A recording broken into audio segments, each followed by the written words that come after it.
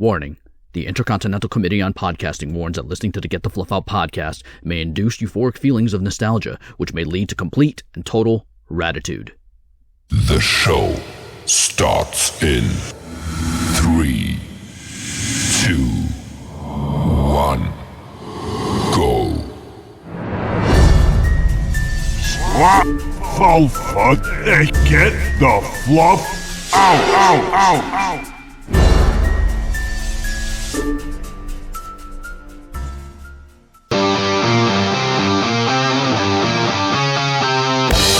Welcome to Get the Fluff Out. I'm Hollywood, along with your co-host, Dirty Jim. And thanks for joining us on our rockin' journey through the decades in our quest for the musical Holy Grail, creating the ultimate Gen X rockin' mixtape playlist. On each episode, we'll choose which songs from an album review that will make the cut to appear on the playlist. It's time to experience the soundtrack of our lives. Ho, ho, ho! What's going on, Dirt? Oh, I can't believe already episode 2. Crazy stuff, huh? Get the Fluff Out is happening. It feels like we were just doing episode 1. Maybe we just did. What do you got? How what are do you got you? for us today? I'm doing great, doing fantastic, ready to talk again. As you know, most people who know me wish that I would shut up more often, but you know what? That's why we formed this podcast, so I could talk whenever I want. Exactly. And now you have a platform to spew whatever you want to say. Exactly. All right, and we want to make sure that we tell everybody to let them know we actually do have a producer engineer. It's Frank. Look at him over there in the glass booth. Frankie Nice over there. Frankie. Nobody could see him. He's only here in Hollywood, California. Obviously, Dirty Jim can't see him. No. But, yeah, we really appreciate all that Frank does for us. And if there's a mistake that ever happens, just know it's his fault. Exactly. Even whenever I stammer over words. Frank. All right, so let's go ahead and just get right into explaining again. We want people to understand what's going on with Spotify. They have this new format called Music Plus Talk, and I think it's a great format. I love the concept of what they have here. Dirty Jim, why don't you kind of explain this new platform? If you are signed up for a Spotify account, a free one, you will be able to hear a 30-second clip of every song that we are going to be adding to the playlist. If we don't like the song, if both of us don't like the song, it will be thrown away. You will not hear it, but it will only be a 30-second clip if you do not have a paid membership to Spotify. If you have a paid membership to Spotify, you will hear the whole song, but you always have the option to just skip the 30-second clip or the whole song. So it's your option whether you want to hear music, but you will only find that on Spotify. But the other ones, any other place you listen to it, you will not get the clips of the songs. So if I was you, I'd go sign up for Spotify.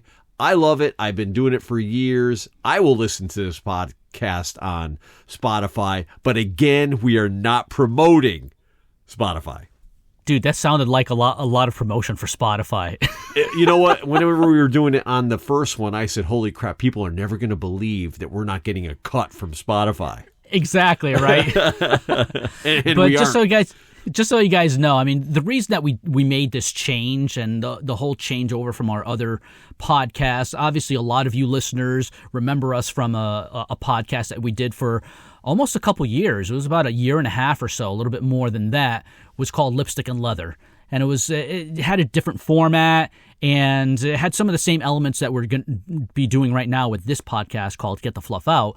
But when you listen on this show now, because of licensing and copyrights, if you're listening on, let's say, Apple Podcasts or Google Podcasts or any other podcast platform, you're going to hear the talking content of the show, which we think still is great. I mean, between Dirty Jim and I bantering back and forth and having arguments or disagreements or agreeing on stuff, it's still good stuff that you're hearing come out of our mouths. Well, at least we think it is.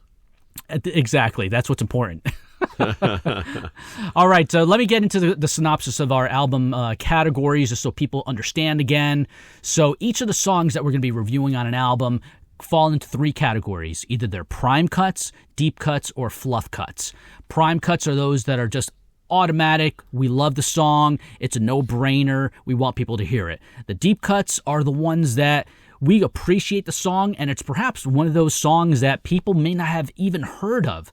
Sometimes when people listen to music, they only hear the stuff that they hear on the radio, and they never heard any of the other songs on the album. But sometimes some of those songs are really awesome songs.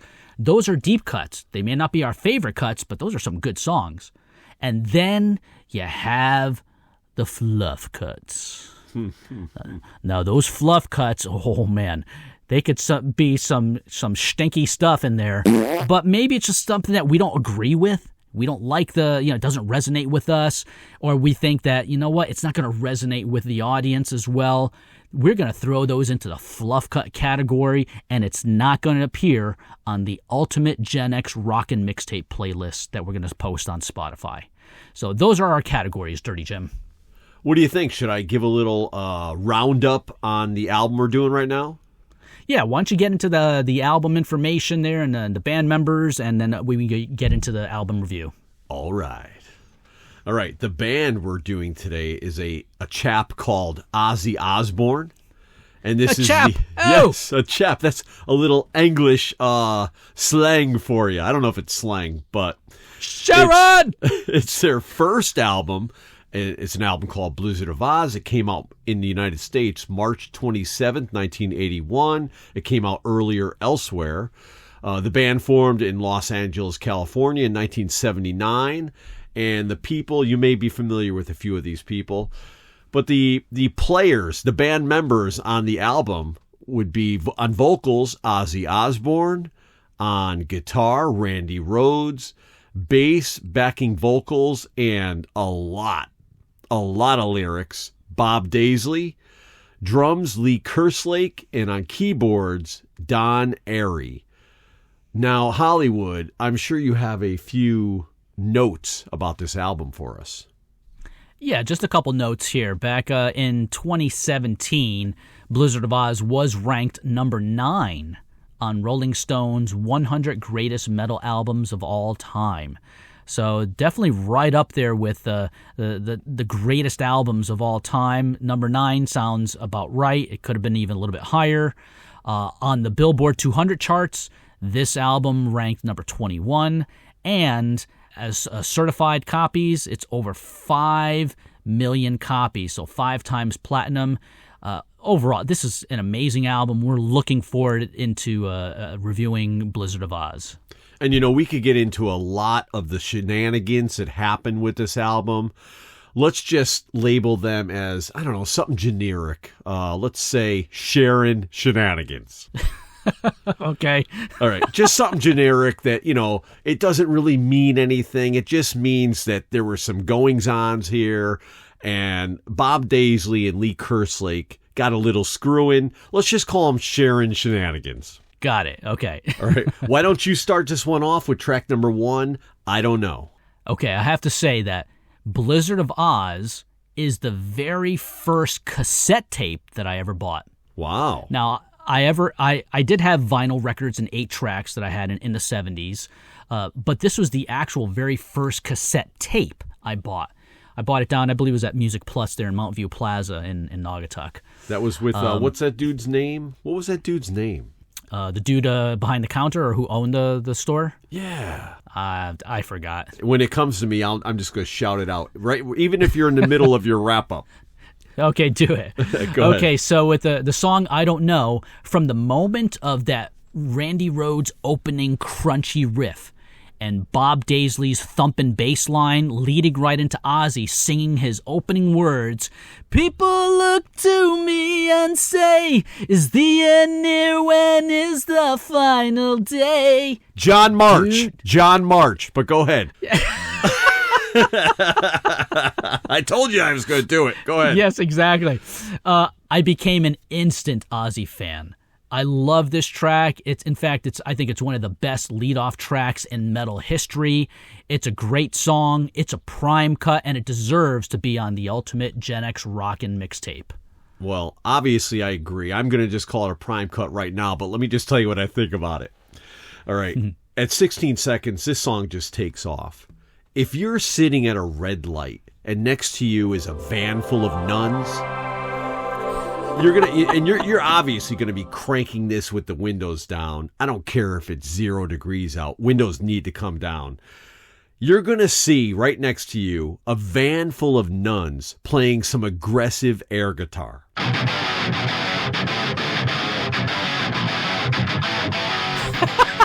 Now, this does have a 50-second slowdown between 2 minutes and 21 seconds to about 3 minutes and 11. And although I wish it just kept jamming, this definitely did not ruin it for me. It rocks out for the last 2 minutes and absolutely has a solid spot on my playlist. And as I already said, it is a prime cut. If we don't have anything else to say about I Don't Know, I'd like to get into track number 2, Crazy Train. Do it. All right. So Crazy Train is the first single from the album. And I don't know if whoever watches The Office out there is a very funny scene with this song being played by Kevin when Andy was doing his small business seminar and Kevin had to speak. Do you remember this scene? Did you see it? No, I'm sure I saw it. I can't remember it right now. It is funny as hell. Kevin just keeps running around the office conference room, giving high fives to everyone. And by the time he's done, he's like sweating, he's out of breath, and then he's doing his speech. And it is the fun. You got to go look up the scene on YouTube. But okay. Anyway, Crazy Train, this rocks for 4 minutes and 52 seconds. I've been on this ride quite a few times, and I will gladly do it again and again. We all know it. We all love it. I probably didn't even have to say any of this about Crazy Train, but it's a prime cut for me. All right. For me, I think from the opening scream of all aboard, all fans of rock music know this song. Even people who aren't into rock or heavy metal, they know when they hear the very opening of Crazy Train, they know that's Ozzy Osbourne. And I love Ozzy's harmonized vocals in the chorus, along with, of course, the amazing guitar solo by Randy Rhoads. To me, it's a classic, it's a prime cut, and of course, it deserves to be on the Ultimate Rockin' mixtape. To just know what Ozzy was going through at this time of his life, getting kicked out of Sabbath and just being a mess, a drunk, drugged up mess on the floor of a hotel room, and to make an album like this, it's just incredible. Dude, man, he was there for like 3 months in that hotel room. Yeah. Ordering just pizza and burgers until finally Sharon she smacked him around a bit and said, get into studio. And I gotta tell just you, everything that happened even in the studio, the dude was still out of it. You know, when they were auditioning musicians, and even when Randy came in, Ozzy was like completely wasted and out of it. But he loved him.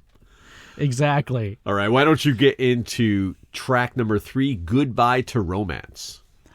Okay. Goodbye to Romance. Now, this is what I call the traditional rock ballad of the album. Ozzy's voice, again, sounds great on this song, and this is actually one of my favorite Randy Rhoads guitar solos because not only is it super melodic, but it's ripping at the same time. I mean, that solo perfectly fits this track, and I'm glad to add this ballad to the Spotify playlist along with the hundreds of songs that we're going to be putting up there. It's a prime cut. It's so funny because I'm reading what I have to say here, and I'm like, it's kind of exactly the same. I said this is an outstanding ballad. Ozzy and Randy both kill it. If you've never heard this, you are cheating your ears out of an utterly delightful experience. This is a ballad. We have never had, I don't think, a prime cut ballad, have we? Before this? I think we had just a couple, maybe 2 or 3 at the most.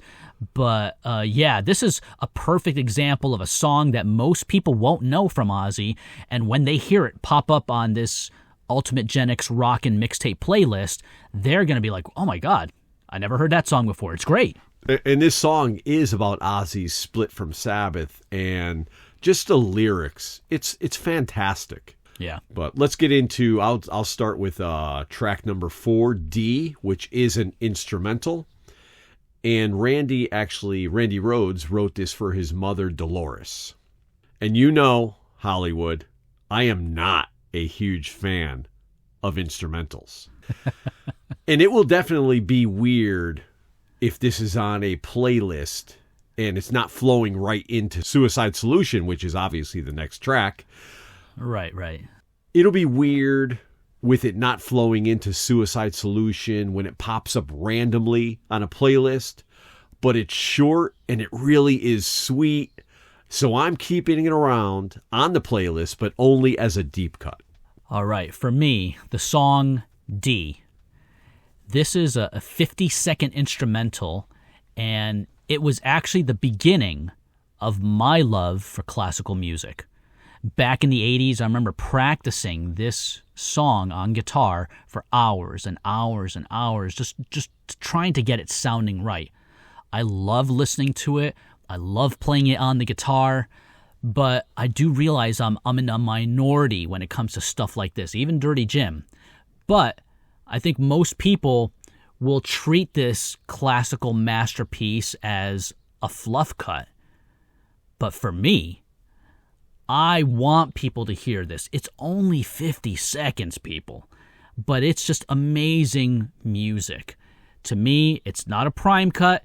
It is going to be a deep cut, but it's going to be on the playlist. Are we in total agreement so far? It seems like we are. So far, we are. All right, why don't you take the next track? Suicide Solution. Now, this is probably Ozzy's most controversial song. I mean, when we were teenagers, Dirty Jim, hanging out at a keg party in the woods, we would all sing the opening line loud and proud. Wine is fine, but whiskey's quick. Suicide is slow with liquor. And we heard that, but it didn't make us want to go out and kill ourselves. We just were having a great time. I had plenty of other reasons to do that. So what's interesting is that this track, it really doesn't have a definitive chorus, and there's no middle guitar solo.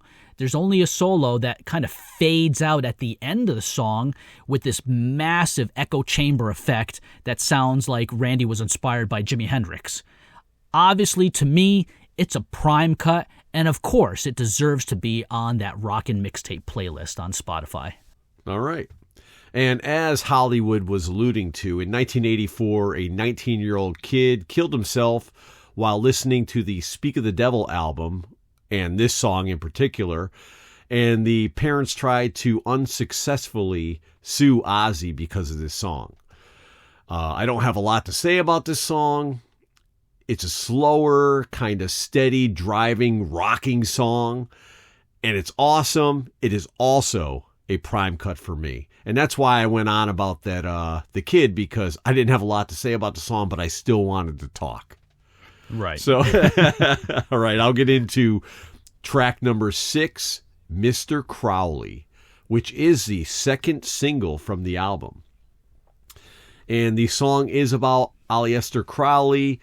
So the dark, ominous 54-second intro fits the man that the song is about. It's a slower, medium rocker, and it's fantastic all the way around. Randy Rhoads is incredible on this track. Everyone knows this song. It's a prime cut for me.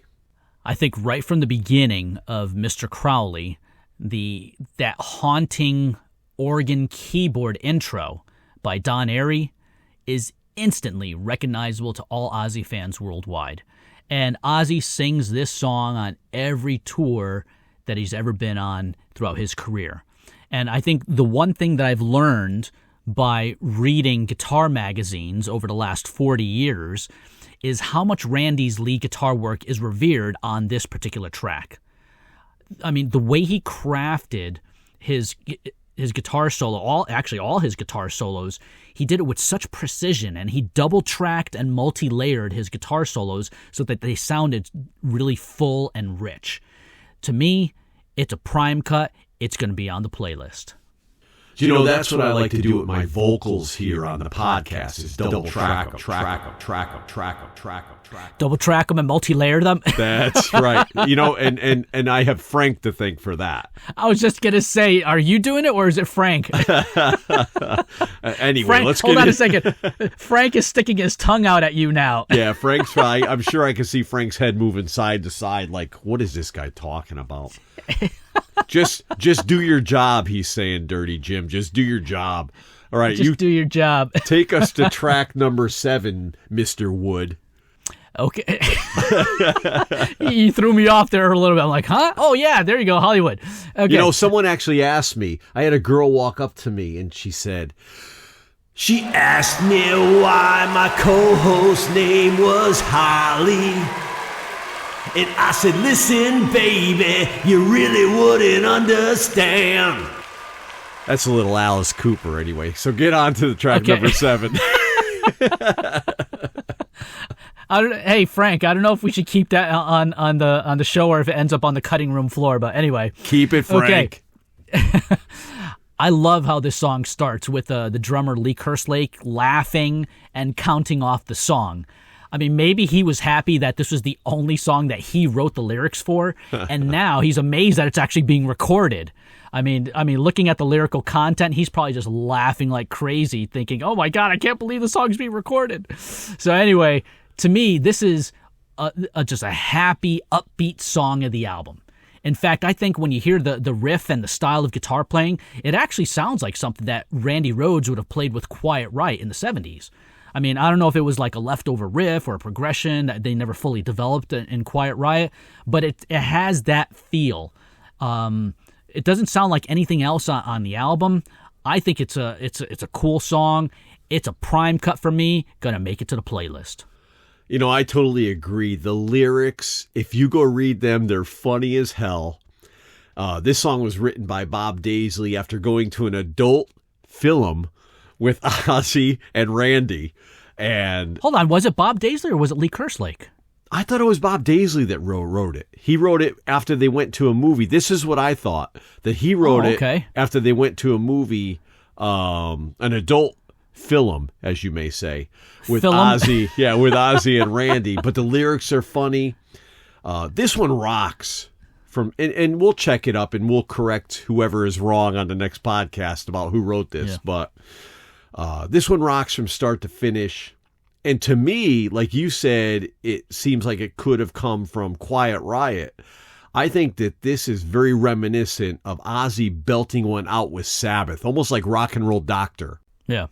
It's one of my favorite songs on the album, and it's an easy prime cut. So I should shuffle on down to track number 8, Revelation, Mother Earth. All right. This is a cool ballad. And it's really Ozzy just making a plea to save Mother Earth. At about 4 minutes and 43 seconds, it takes an interesting turn into a rocking jam. I do like it, but I can't say that I absolutely love this one. I didn't understand at the end. I mean, it was a ballad, and then all of a sudden it's some rocking jam for, like the last couple minutes of the song, maybe a little less than a couple minutes, but it's a long rocking jam. It is categorically my 8th favorite song of the album. And it's going to be on my playlist, but it's going to be a deep cut. All right. Okay, so Revelation, Mother Earth. So this tune, it's essentially, as you said, it's a prayer to God to prevent the destruction of the earth from war due to man's selfishness and greed. And obviously right now where we are in the stream of time, it's very timely, especially with what we're seeing right now with Russia bombing and destroying Ukraine. But after all these years, I'm continually amazed at Randy's ability to capture the proper mood and sentiment of lyrics and then reflect that musically. The song, it starts off with multi-layered steel string acoustic as well as nylon string classical guitars. And then when Ozzy sings, you can actually hear the pain in his voice as he's pleading to God. And then in the middle, I love that touching melodic piano keyboard solo that Don Airey does, starting around 3 minutes and 22 seconds with the tolling of a church bell. But then, like you mentioned, right at the 5-minute mark, the song rips into a heavy guitar riff as if it's another song, but it leads right into this blistering ending guitar solo. To me, this is the beginning of neoclassical progressive rock. I know Dirty Jim doesn't understand it. He's a Mr. Flow kind of a guy, but this is perfection. I love this track so much. Not only is this song a prime cut, but it's also my gnarly biting the head off a bat track of the album.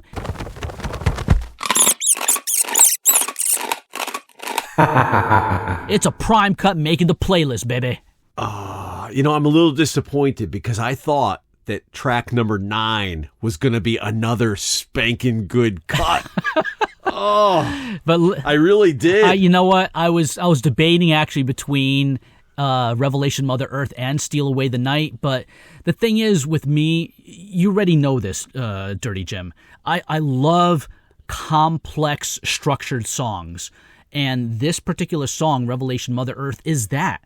There's so many different elements to it. It's just so dynamic with different elements of music.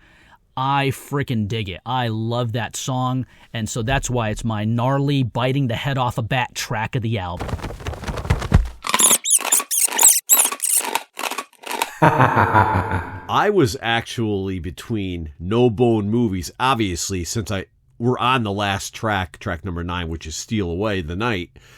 But I was between No Bone Movies and Steal Away as my, I'll let you know what I label the song when it comes to the Steal Away wrap-up. But those were the 2 songs I was between. Okay, well, why don't you get into the Steal Away the Night and wrap it up, and then I'll do my review. Actually, it is your turn to start with Steal Away, and I'd hate to steal your thunder from that, so why don't you take track number 9, Steal Away the Night. All right, so Steal Away the Night is the fastest song on the album, and I love it. I mean, from the start of this song, it punches you in the face, and then it kicks you in the head, and then it continues to pummel you for the rest of the song. And one thing that stands out is Bob Daisley's bass line riffing throughout the song. I love the way that he's playing his bass on this. I mean, throughout the album, he's a great bass player. Obviously, he's an amazing songwriter. He writes most of the songs. Ozzy just kind of twiddled here and there with a couple words and phrases, but the bass line riffing in the song, it really adds depth to this song. To me, it's a great track to end Ozzy's first solo album, and it's definitely making the Ultimate Gen X rocking mixtape. It's a prime cut all the way. And also, apparently, according to Hollywood, if you are listening to this song with all the hits about the head, you're probably going to want to be checked for a concussion. You're going to be concussed. Right, so, concussed. Yeah, well, you could be concussed, but you know what you got to do? You got to go have your CAT scanned. Like, who's that dude from Varsity Blues? Oh, my God. The big guy. Dude, you got me. I don't know. Oh, man. His pig. He had a pig called Bacon. Man, I forget what his name. Billy Bob. Billy Bob. Yeah. All right. Tan. So Tan. So track number 9, Steal Away for me. If you're in a car when this song is playing, your foot is going to press on the gas pedal, and you are going to exceed the speed limit. Now, if you're stuck at a traffic light when this comes on, you'll still love the song, but careful with that gas pedal. Be careful. Yeah, because traffic, gas pedal, that leads to accident, and someone's probably going to sue you. So, anyway, to me, traffic sucks, but this song doesn't. It's great. It rocks for 3 minutes and 28 seconds. And as a matter of fact, as you already know, I mean, this is pretty uneventful because you already know that this is my wicked awesome song of the album.